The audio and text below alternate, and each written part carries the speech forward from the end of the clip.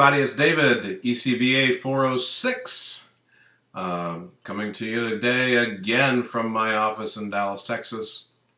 As you're watching this, I am, let's see, where will I be? I will be somewhere in Spain today.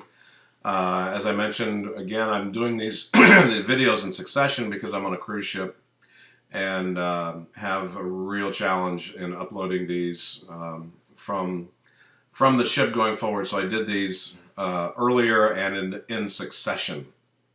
But I'm always accessible, so if you need me, make sure you bounce me an email and we can get connected. So this week we're talking about Lesson 5 review, Lesson 6 preview. So let's get started. Lesson 5 talked about corporate culture in the discussion board.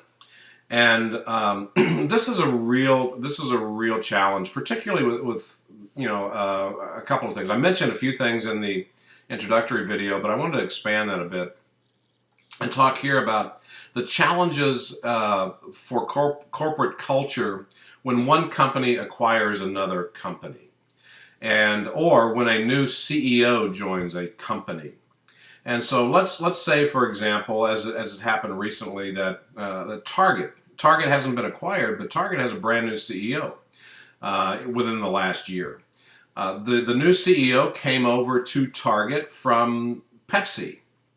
And so one of the things that you could probably assume is that when any CEO comes over to a new company, they bring some of their experience and some of their desires from their prior company along with them.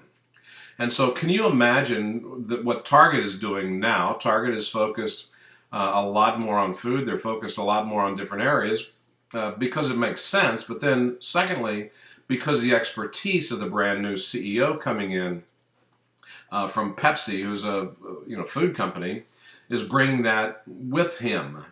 And so one of the things you have to look at in acquiring companies and trying to merge cultures. And so let's say, for example, that you've got two great big companies. Let's use the hotel and hospitality industry that I'm in.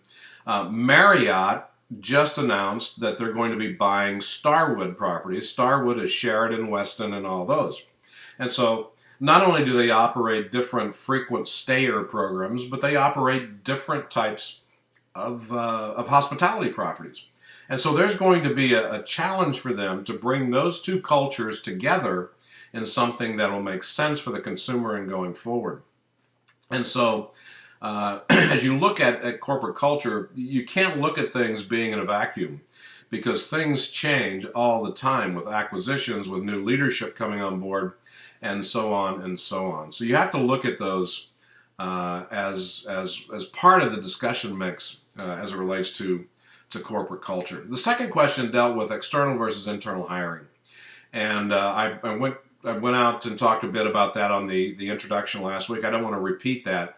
But one of the things that I really want to focus on this time is I want to make a statement, and hopefully it'll spur some thoughts for you. Expertise trumps experience. Expertise trumps experience. Which is contra sometimes to what you see in organizations. Someone will say, I deserve the promotion because I've been with the company longer than anybody else has. Well, does length of time convey competency? And you could be with the company because you just can't move on. You're not very skilled, but you're good enough not to get fired, right? I hate to say it that way. So again, I'm not poo-pooing or I'm not kicking experience and time and tenure. I mean, for heaven's sake, university and higher education is all about time and tenure. But time and tenure, as well as time in a particular position, does not make you the best in that position. It makes you in that position. And so that's one of the things I always want to challenge people, because sometimes you'll see people in organizations who will get upset because the new young whippersnapper joined the organization and the company decided to move her through the organization quicker than anybody else. Well, you have people, the grumblings that are out there that'll say, well, we've got that person, I've got more experience than they do, and so on and so on and so on. Well, experience doesn't convey competency. So expertise, in my view, trumps experience. Something to think about. So when you think about that from an internal versus external hiring perspective, you may have someone who has tons of experience inside of a company, but the leaders in the company are looking at where they want to take the company going forward.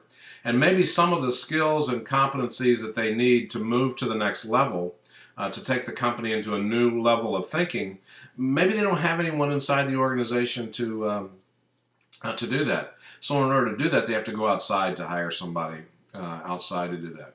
Well, another thing to think about is when I was at ConAgra and I had someone on a leadership track, I had to make sure that the person I was bringing into the next position was capable of moving to the next one, the next one, the next one, and the next one, because I couldn't afford bottlenecks, okay? So if I brought somebody in who had a capacity of middle management, but I really was short on top management leadership potential, then if I brought somebody in and just hired the one with the most experience into the next role, I've created a bottleneck in there. That person maybe didn't want to move. That person didn't want to move into another organization. Maybe they didn't have the skills necessary to do it. And so on the surface, people and the employees would look at it and go, wow, Jerry or Jane was better in that next position. I wonder why, Fred and Frida got it. Well, the reason may not be because they're best in that position, but it may be because they're best 3 positions down the road. And so as a leader in an organization, you just can't look at the next step. You have to look at the next 5 or 6 or 7 steps, all right? Sorry about that. I got kind of windy on that one, but that whole thing about internal, external, and corporate culture is something I'm very, very passionate about. All right, so that's lesson 5. Let's talk about lesson 6. And lesson 6 is really about risk. It's about risk and risk management. It's about creativity, control, those types of things in organizations today. And the discussion question talks about, is control and creativity compatible?